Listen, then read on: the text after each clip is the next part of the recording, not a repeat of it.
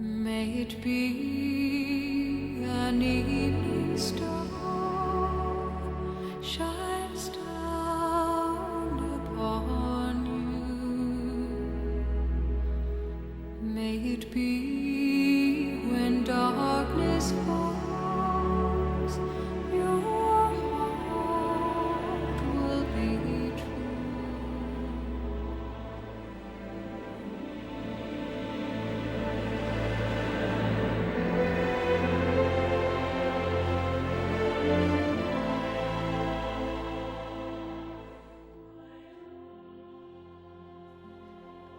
Ante as portas livres do acesso ao trabalho cristão e ao conhecimento salutar que André Luiz vai desvelando, recordamos prazerosamente a antiga lenda egípcia do peixinho vermelho.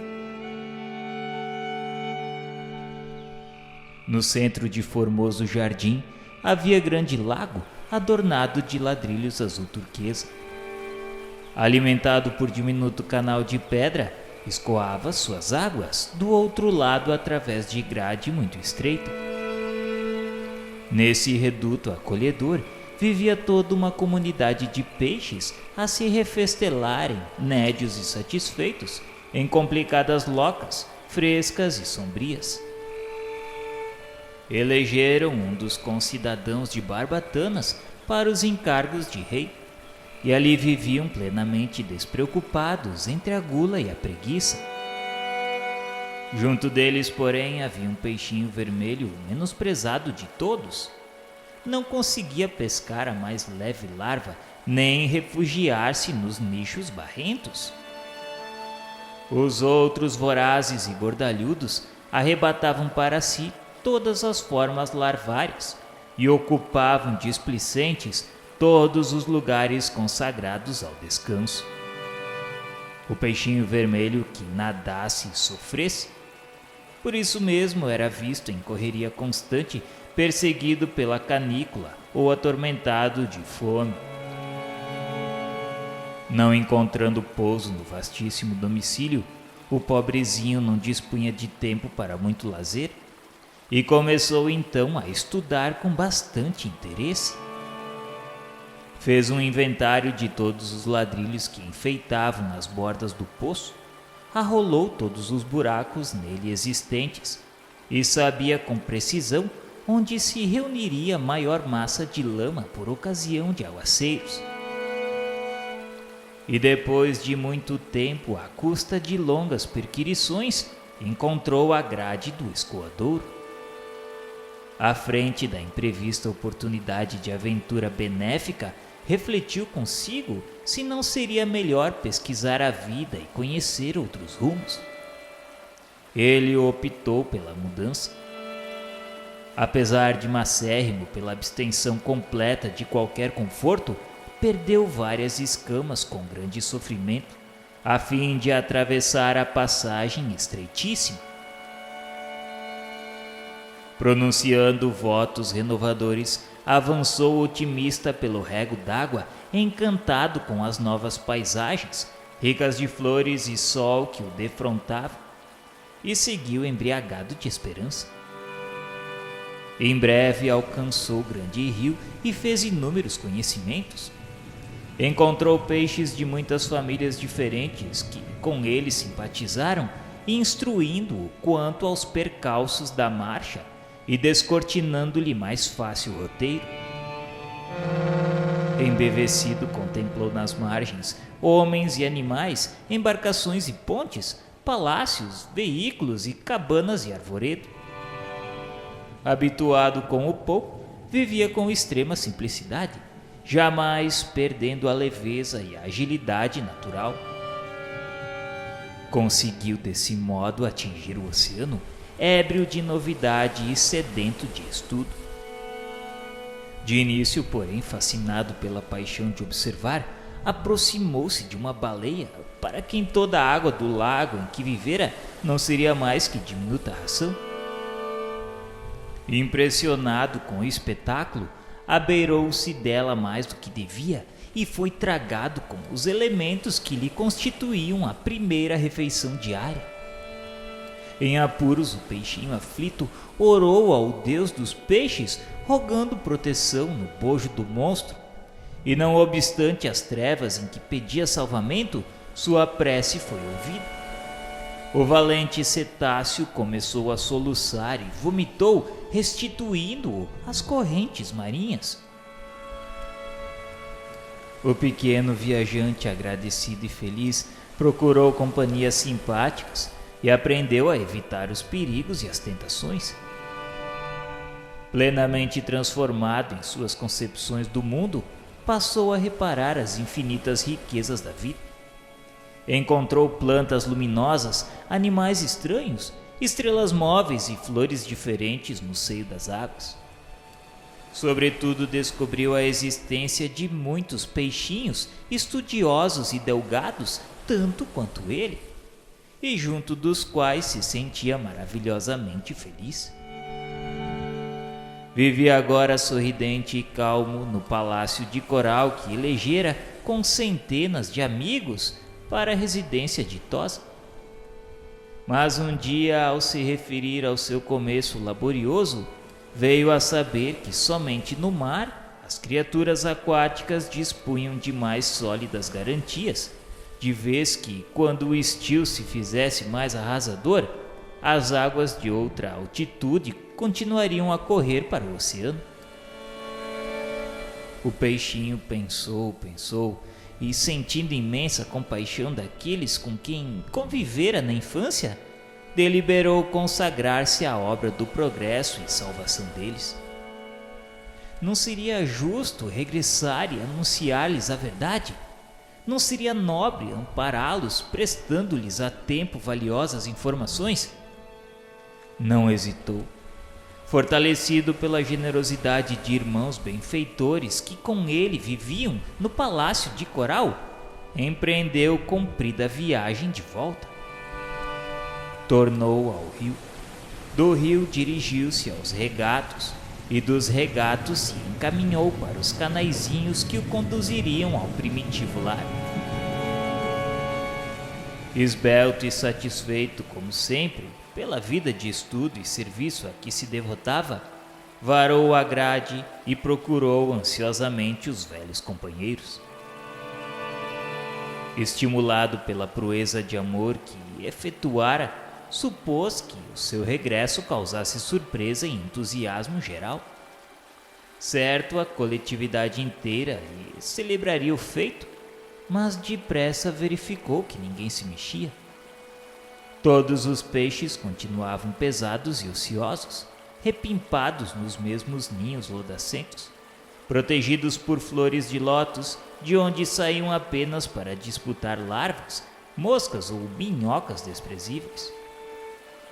Gritou que voltara a casa, mas não houve alguém que lhe prestasse atenção, porquanto ninguém ali havia dado pela ausência dele.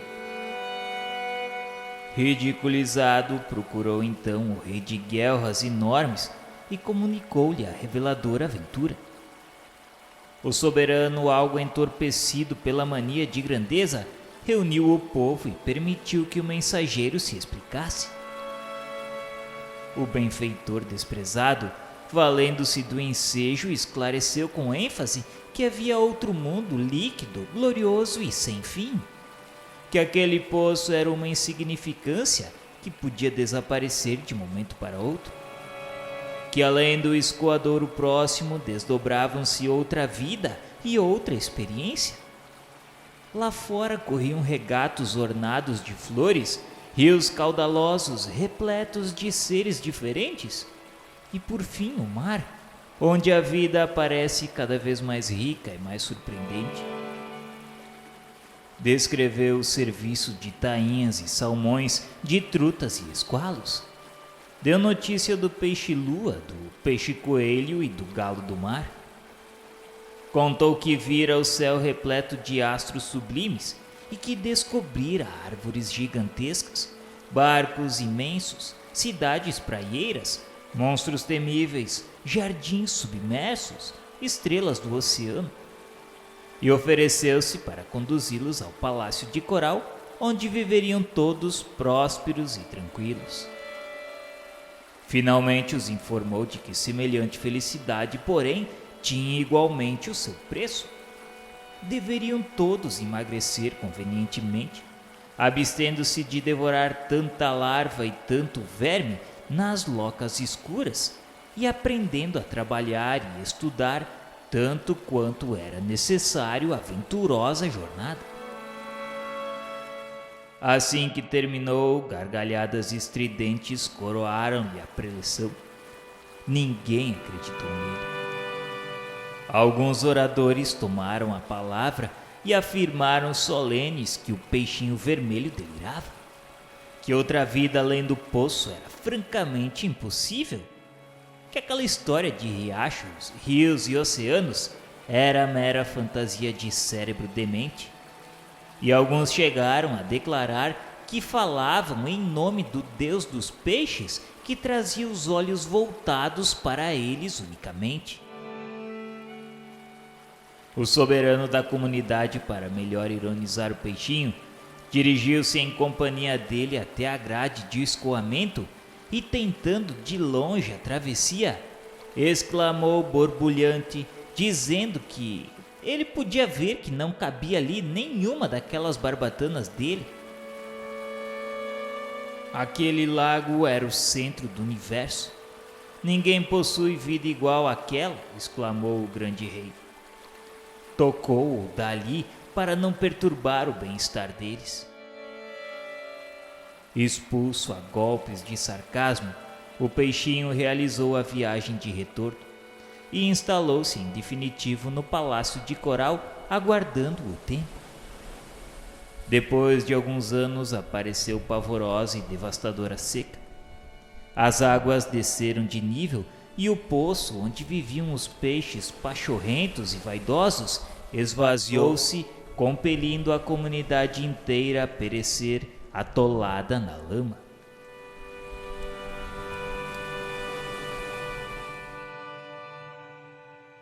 O esforço de André Luiz buscando acender luz nas trevas é semelhante à missão do peixinho vermelho. Encantado com as descobertas do caminho infinito, realizadas depois de muitos conflitos no sofrimento, volve aos recôncavos da crosta terrestre, anunciando aos antigos companheiros que, além dos cubículos em que se movimentam, resplandece outra vida, mais intensa e mais bela, exigindo, porém, acurado aprimoramento individual para a travessia da estreita passagem de acesso às claridades da sublimação. Ele fala, informa, prepara e esclarece. Há, contudo, muitos peixes humanos que sorriem e passam entre a mordacidade e a indiferença, procurando locas passageiras ou pleitando larvas temporárias. Esperam um paraíso gratuito com milagrosos deslumbramentos depois da morte do corpo. Mas, sem André Luiz e sem nós, humildes servidores da boa vontade, para todos os caminheiros da vida humana pronunciou o pastor divino as indeléveis palavras: a cada um será dado de acordo com as suas obras.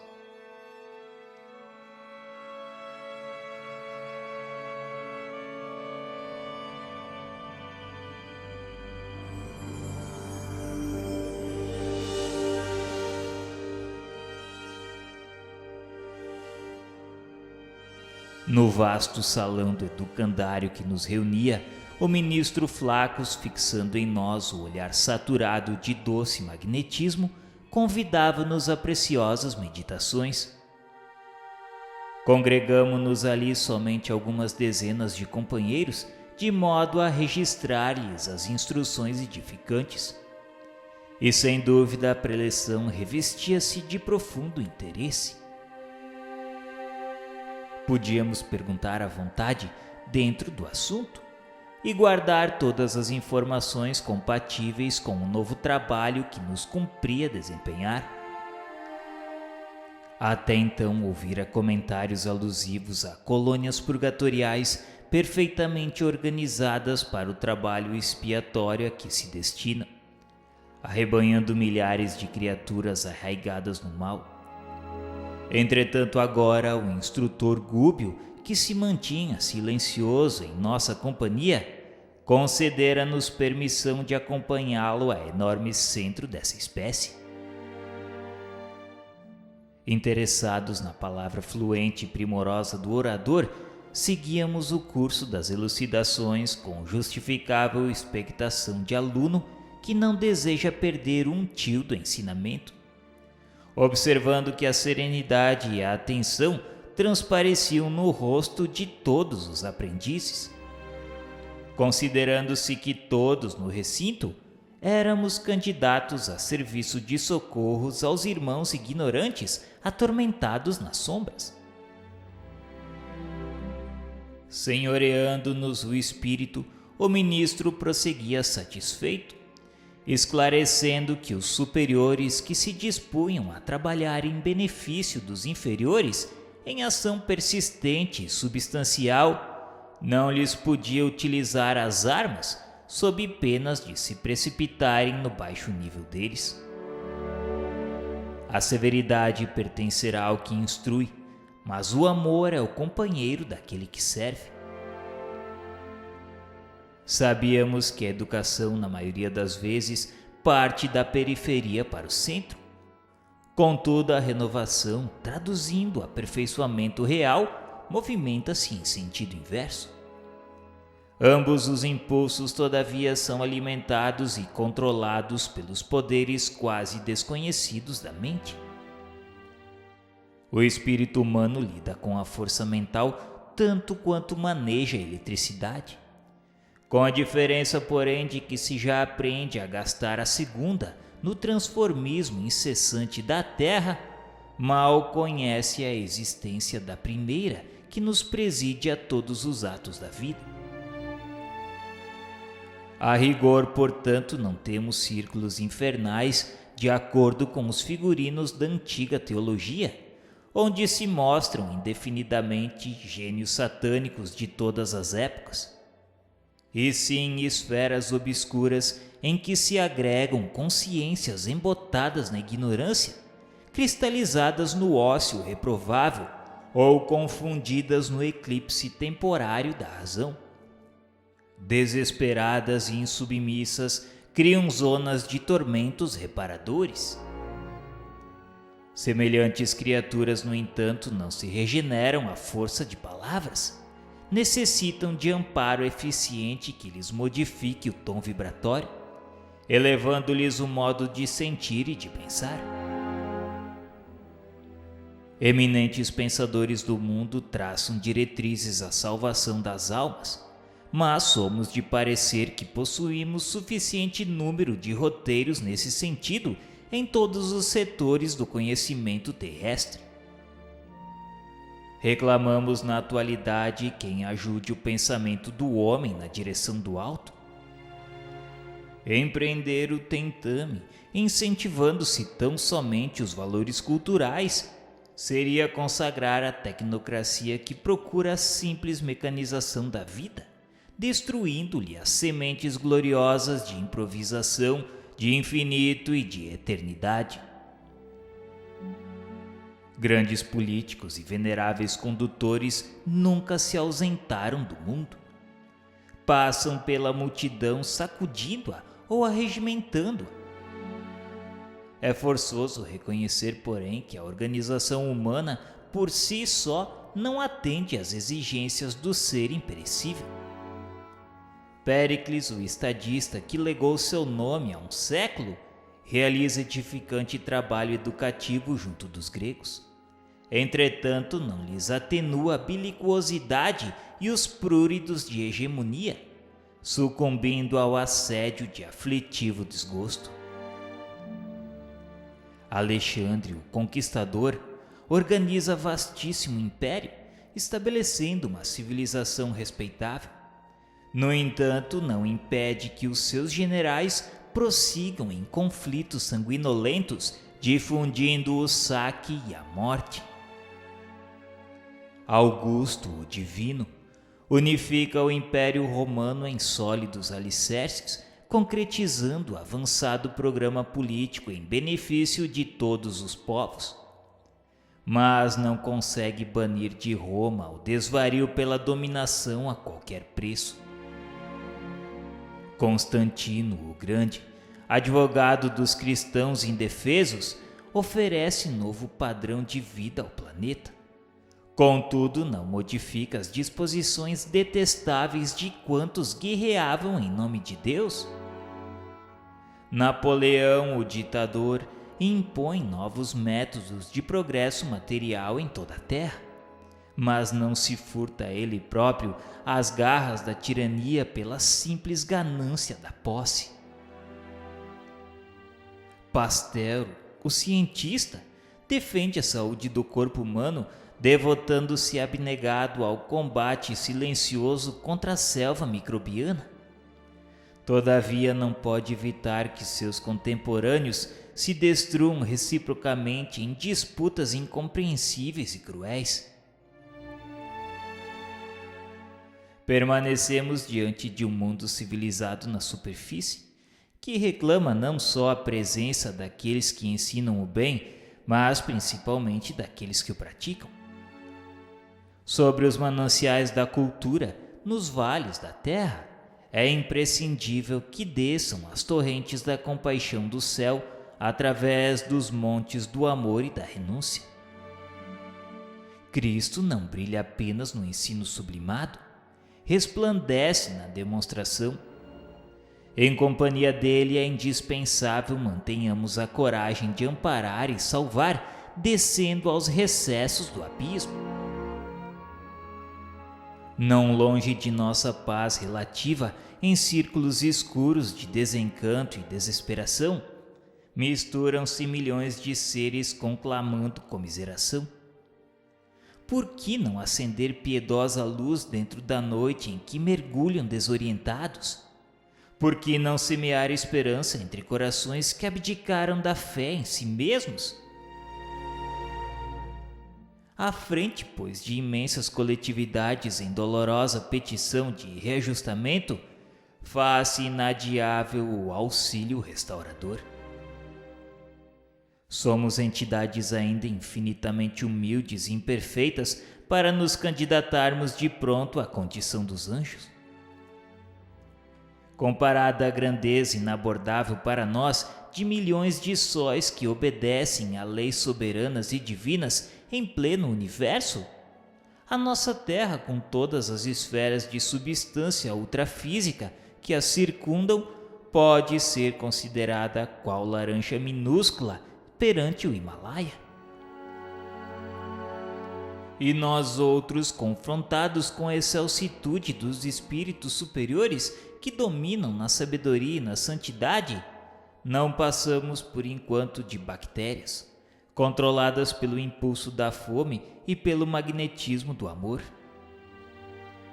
Entretanto, guindados às singelezas culminâncias da inteligência, somos micróbios que sonham com o crescimento próprio para a eternidade. Enquanto o homem, nosso irmão, desintegra assombrado as formações atômicas, nós outros, distanciados do corpo denso, estudamos essa mesma energia através de aspectos que a ciência terrestre por agora mal conseguiria imaginar. Caminheiros, porém, que somos do progresso infinito, principiamos apenas, ele e nós, a sondar a força mental que nos condiciona às manifestações nos mais variados planos da natureza. Encarcerados ainda na lei do retorno, temos efetuado multisseculares recapitulações por milênios consecutivos. Expressando-nos coletivamente, sabemos hoje que o espírito humano lida com a razão há precisamente 40.000 anos. Todavia, com o mesmo furioso ímpeto com que o homem de Neandertal aniquilava o companheiro a golpes de sílex, o homem da atualidade, classificada de gloriosa, era das grandes potências, extermina o próprio irmão a tiro de fuzil. Os investigadores do raciocínio, ligeiramente tisnados de princípios religiosos, identificam tão somente nessa anomalia sinistra a renitência da imperfeição e da fragilidade da carne, como se a carne fosse permanente individuação diabólica, esquecidos de que a matéria mais densa não é senão o conjunto das vidas inferiores incontáveis, em processo de aprimoramento, crescimento e libertação. Nos campos da crosta planetária, queda-se a inteligência qual se for anestesiada por perigosos narcóticos da ilusão. No entanto, auxiliá-la-emos a sentir e reconhecer que o espírito permanece vibrando em todos os ângulos da existência. Cada espécie de seres, do cristal até o homem, e do homem até o anjo, abrange inumeráveis famílias de criaturas, operando em determinada frequência do universo. E o amor divino alcança-nos a todos à maneira do sol que abraça os sábios e os vermes. Todavia, quem avança demora-se em ligação com quem se localiza na esfera próxima. O domínio vegetal vale-se do império mineral para sustentar-se e evoluir. Os animais aproveitam os vegetais na obra de aprimoramento. Os homens se socorrem de uns e outros para crescerem mentalmente e prosseguir adiante. Atritam-se os reinos da vida conhecidos na terra entre si. Torturam-se e entredevoram-se através de rudes experiências, a fim de que os valores espirituais se desenvolvam e resplandeçam, refletindo a divina luz. Mas além do principado humano, para lá das fronteiras sensoriais que guardam ansiosamente a alma encarnada, amparando-a com limitada visão e benéfico esquecimento, começa vasto império espiritual vizinho dos homens. Aí se agitam milhões de espíritos imperfeitos que partilham com as criaturas terrenas as condições de habitabilidade da crosta do mundo. Seres humanos situados noutra faixa vibratória apoiam-se na mente encarnada através de falanges incontáveis, tão semiconscientes na responsabilidade e tão incompletas na virtude quanto os próprios homens.